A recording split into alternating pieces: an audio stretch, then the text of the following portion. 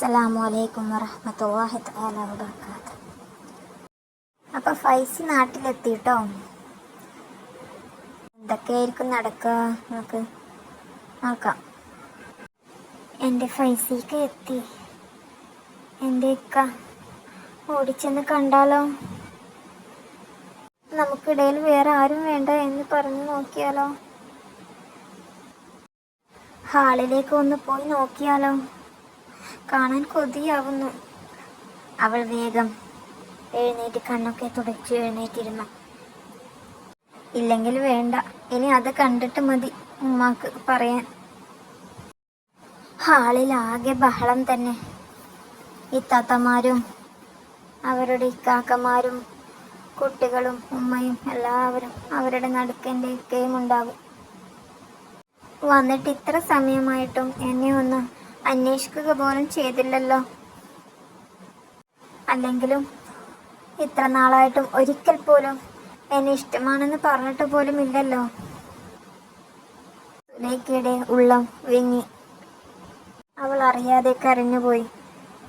പടച്ച റബ്ബേ, എനിക്കത് സഹിക്കാൻ കഴിയുമോ എന്നറിയില്ല. റബ്ബേ, എത്ര നാളായിട്ട് ആഗ്രഹിക്കുന്നതാ ഒന്ന് കാണാൻ.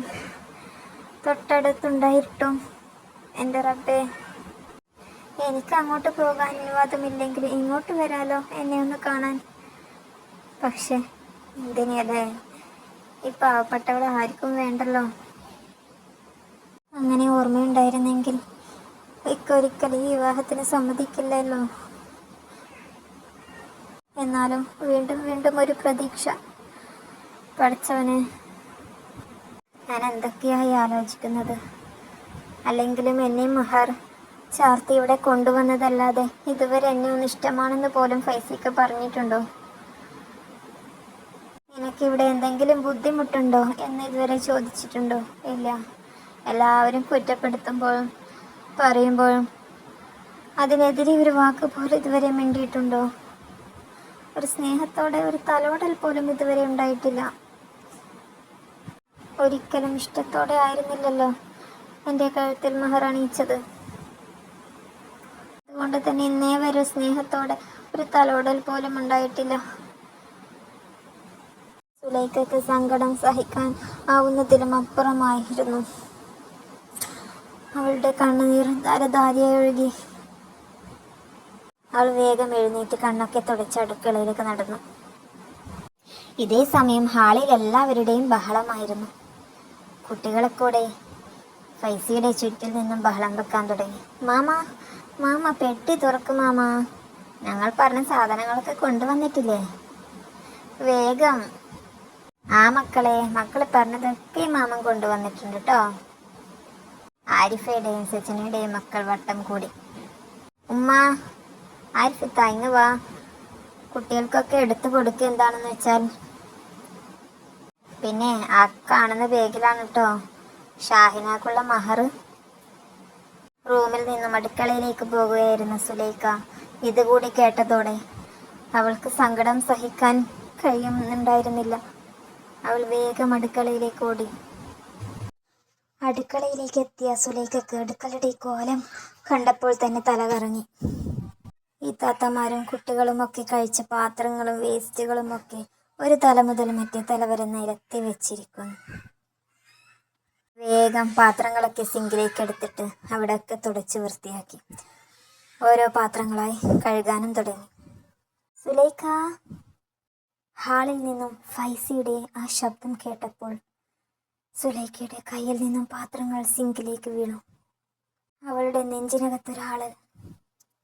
ഒരുപാട് കാലങ്ങൾക്ക് ശേഷമുള്ള ആ വിളി കേട്ടപ്പോൾ കണ്ണീരിനിടയിലും അവൾ ഒന്ന് പുഞ്ചിരിച്ചു. വേഗം 2 കൈയും കഴുകി തുടച്ച് വേഗം ഹാളിലേക്ക് നടന്നു. എനിക്ക് കടുപ്പത്തിലൊരു ചായ വേണം, വേഗം കൊണ്ടുവാ. അതും പറഞ്ഞുകൊണ്ട് വേഗം സോഫയിലിരുന്ന് ആരിഫത്തയുടെ കൂടെ ഓരോന്ന് പറഞ്ഞുകൊണ്ട് ചിരിക്കാനൊക്കെ തുടങ്ങി. ഇതൊക്കെ കണ്ട് സുലൈഖക്ക് പ്രത്യേകിച്ചൊന്നും തോന്നിയില്ല. എന്നും ഇങ്ങനെയൊക്കെ തന്നെയാ. ഇത്താത്തമാരോടൊപ്പം കുട്ടികളോടൊക്കെ നല്ല സന്തോഷത്തോടു കൂടി ഇരിക്കുകയും ചിരിക്കുകയും വർത്തമാനം പറയുകയും ചെയ്യും. അതുപോലെ ഭക്ഷണം കഴിക്കും, എല്ലാം ചെയ്യും. പക്ഷെ എന്നോട് ഇതുവരെ നീ കഴിച്ചോ, എനിക്കിവിടെ നല്ലതാണോ സുഖാണോ എന്നൊന്നും ഇതുവരെ ചോദിച്ചിട്ടില്ല. അതിലൊന്നും എനിക്കൊരു പരാതിയുമില്ല. പക്ഷെ ഈ നിക്കാഹ് അത് മാത്രം എനിക്ക് സഹിക്കാൻ പറ്റുന്നില്ല. അവൾ വേഗം അടുക്കളയിലേക്ക് ചെന്നു. വേഗം കടുപ്പത്തിലൊരു ചായ ഉണ്ടാക്കി. ചായയുമായി വേഗം ഹാളിലേക്ക് നടന്നു വന്നു. ഹാളിൽ എല്ലാവരും നിക്കാഹിനെ കുറിച്ച് സംസാരിക്കുകയായിരുന്നു.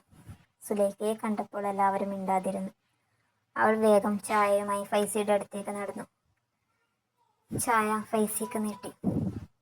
ചായ വാങ്ങി ഒരിറക്ക് കുടിച്ചുകൊണ്ട് അവൻ പറഞ്ഞു, നീ എല്ലാം അറിഞ്ഞതല്ലേ, ഇനി പ്രത്യേകിച്ചൊന്നും പറയാനില്ലല്ലോ.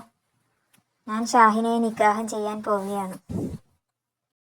എനിക്കും എൻ്റെ ഉമ്മയ്ക്കും നല്ല ആഗ്രഹമുണ്ട്.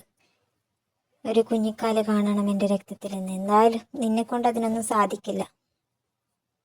അങ്ങനെയൊന്നും പറയില്ലേക്കാ, എന്നെ ഒഴിവാക്കല്ലേ പ്ലീസ്. ഞാനൊരു പാവല്ലേ, നമുക്കൊരു ഡോക്ടറെ കാണാം.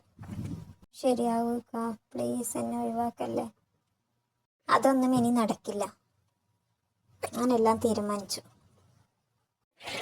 ഇനിയൊന്നും പറയാൻ നിൽക്കണ്ട. ഇതിലൊന്നും എല്ലാം ഞാൻ തീരുമാനിച്ചു. ഏതായാലും ഷാഹിനാനെ നിക്കാഹ് ചെയ്ത് എൻ്റെ പാതിയാക്കാൻ ഞാൻ തീരുമാനിച്ചു കഴിഞ്ഞു.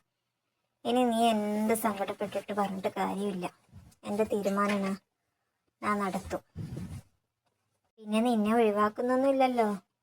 എനിക്ക് ഇവിടെ തന്നെ നിൽക്കാം. അല്ലാണ്ട് നീ വേറെ എവിടെ പോകാനൊരു സ്ഥലമൊന്നും ഇല്ലല്ലോ. അതുകൊണ്ട് ഇവിടെ തന്നെ നിൽക്കാം.